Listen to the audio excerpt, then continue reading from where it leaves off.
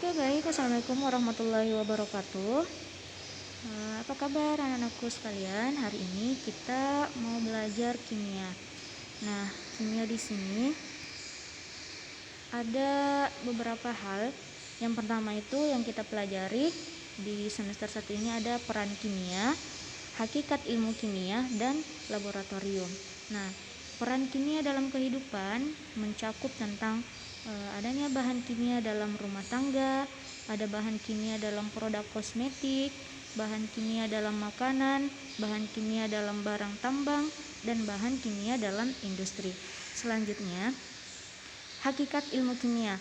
Nah, hakikat ilmu kimia yang akan kita pelajari ada 3. Yang pertama, klasifikasi materi, pemisahan campuran, metode ilmiah. Terus, klasifikasi materi itu ada 3. Ada tentang materi itu terdiri dari unsur, senyawa, dan campuran. Sedangkan yang kedua adalah wujud materi. Nah, ada 3 wujudnya. Ada gas, ada padat, dan cair. Yang ketiga ada sifat-sifat dan perubahan kimia. Misalnya perubahan dari fisik maupun kimianya. Selanjutnya ada hakikat ilmu kimia.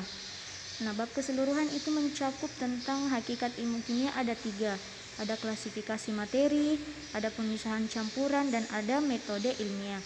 Yang kedua, pemisahan campuran. Pemisahan campuran itu yang kita kenal ada 5. Ada kromatografi, ada destilasi, sublimasi, kristalisasi, dan ekstraksi. Nah, selanjutnya akan dibahas di penyampaian selanjutnya. Yang pertama, kita ke hakikat dan peran ilmu kimia dalam kehidupan serta metode ilmiah. Yang tadi itu cuman bab keseluruhan. Jadi sekarang kita masuk ke materinya. Kita masuk ke bab 1, hakikat ilmu kimia. Nah, hakikat ilmu kimia apa sih tuh? Kimia itu adalah ilmu yang mempelajari tentang perubahan materi. Nah, perubahan materi itu seperti strukturnya, mulai dari ikatannya. Materi itu seperti benda tapi dalam skala kecilnya, yang paling terkecil yang kita pelajari selama di kimia. Selanjutnya ada peran ilmu kimia. Nah, peran ilmu kimia dalam kehidupan itu sangat banyak sekali, mulai dari kita bangun tidur sampai tidur kembali itu ada hubungannya tentang kimia. Yang pertama, cabang-cabang ilmu kimia. Cabang ilmu kimia, yang pertama kimia organik. Dia itu membahas tentang reaksi kimia yang alami. Nah, sedangkan kimia anorganik itu yang tidak alami. Ada juga kimia analitik. Analitik itu tentang perhitungan, mulai dari zat kecilnya kita hitung, dari misalnya kita menimbang berapa. Nah, itu mempelajari tentang kimia analitik. Yang keempat, biokimia. Biokimia ini dia yang berhubungan dengan biologi. Jadi selain kita belajar kimia, ada hubungannya dengan biologi juga, namanya biokimia. Nah, yang selanjutnya kimia lingkungan. Dia mempelajari tentang lingkungan. Nah, seperti pencemaran, penanganan limbah atau sampah, dan pengadaan air bersih. Yang selanjutnya kimia farmasi. Nah, kimia farmasi ini yang menjelaskan tentang obat-obatan. Ya, jadi selanjutnya kimia fisik. Kimia fisik ini kimia, kalau tadi ada biokimia, kimia yang berhubungan dengan biologi, sedangkan ini kimia fisik, kimia yang berhubungan dengan fisika. Nah, contohnya seperti energi yang menyertai reaksi kimia, adapun perubahan kimia. Terus kimia pangan. Nah, selain ada hubungannya dengan fisika, ada juga hubungannya dengan makanan. Nah, yang disebut dengan kimia pangan, yaitu ilmu fisika seperti energi yang menyertai reaksi kimia, sifat fisika dan sifat kimia, serta perubahan kimianya. Terus kimia inti. Nah, kimia inti ini kimia yang mempelajari tentang nukleus. Nukleus itu inti ya, inti yang paling kecil. Jadi contohnya itu dia mempelajari tentang radioaktif, apalagi ya, kedokteran, pertanian, dan hidrologi. Nah, itu semua masuk di kimia inti. Selanjutnya, manfaat ilmu kimia di berbagai bidang kehidupan. Jadi, kimia itu sebagai ilmu yang knowledge center. Jadi, dia itu di tengah-tengah semua ilmu akan berhubungan dengan kimia. Yang pertama itu bidang kedokteran, yaitu dia membuat obat-obatan. Pasti ada juga hubungannya dengan kimia. Bidang pertanian. Nah, bidang pertanian itu menggunakan pupuk. Nah, pupuknya itu ada di berhubungan dengan kimia. Yang ketiga bidang geologi, yaitu penentuan unsur-unsur yang terkandung dalam bebatuan atau benda-benda alam. Nah, sebelum jadi obat atau sesuatu yang bisa dimanfaatkan, itu menggunakan proses kimia, namanya bidang geologi. Yang keempat bidang teknik sipil. Nah, mempelajari kelebihan dan kekurangan suatu material bangunan, itu juga ada hubungannya dengan kimia. Jadi banyak sekali manfaat kimia dalam kehidupan kita. Contohnya itu. Nah, yang kelima yaitu bidang biologi. Misalnya penentuan struktur dan sifat senyawa karbohidrat, apalagi enzim, lemak, dan asam nukleat. Nah, semua itu ada hubungannya dengan ilmu kimia. Yang keenam, ada bidang hukum. Misalnya, nah ini juga kimia tidak lepas dari apa yang kita lakukan setiap hari. Misalnya ini bidang hukum. Ada contohnya sidik jari. Sidik jari seseorang kita mau tahu. Nah, ini berguna dalam mencari penjahat ya dalam kepolisian.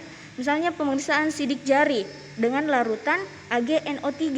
Jadi suatu benda dapat diketahui sidik jarinya melalui ini tadi, ada kimia di dalamnya, ada proses kimia. Nah, selanjutnya bidang mesin, mempelajari sifat dan komposisi logam yang baik untuk pembuatan mesin. Terus selain dalam beberapa bidang dalam kehidupan, ada juga peran ilmu kimia dalam menyelesaikan masalah global. Global itu mendunia. Contohnya di karir di bidang kimia ada namanya bidang pengendali mutu dalam industri kimia, ada bidang produksi di industri petrokimia, ada penelitian di laboratorium dan pusat pengembangan milik pemerintah, tenaga pendidik bidang kimia di lingkungan pendidikan. Jadi itu semua jika kita mempelajari kimia ada beberapa keuntungan ya. Seperti yang Ibu jelaskan tadi, ada 4 keuntungan. Misalnya kita mau penelitian di laboratorium, pasti harus mempelajari kimia dulu. Kita mau jadi pendidik. Nah, selain kimia, yang menjadi knowledge center itu ada matematika, ada fisika, ada biologi. Jadi kita harus menguasai mata pelajaran tersebut. Sedangkan kimia adalah salah satu dari knowledge center tersebut. Nah, mungkin itu dulu yang Ibu sampaikan pada hari ini. Selanjutnya kalian akan mempelajari tentang metode ilmiah. Nah, metode ilmiah itu langkah-langkah dalam menentukan suatu penelitian. Jadi kalian harus mengetahui karakteristik metode ilmiah. Jadi sifatnya kalian dalam mencari sesuatu. Misalnya yang pertama itu bersifat kritis dan analisis, bersifat logis, bersifat objektif, bersifat konseptual, dan bersifat empiris. Selanjutnya atau minggu depan kita akan bahas itu ya. Silakan anak-anakku memperhatikan, ada tugas di bagian awal slide.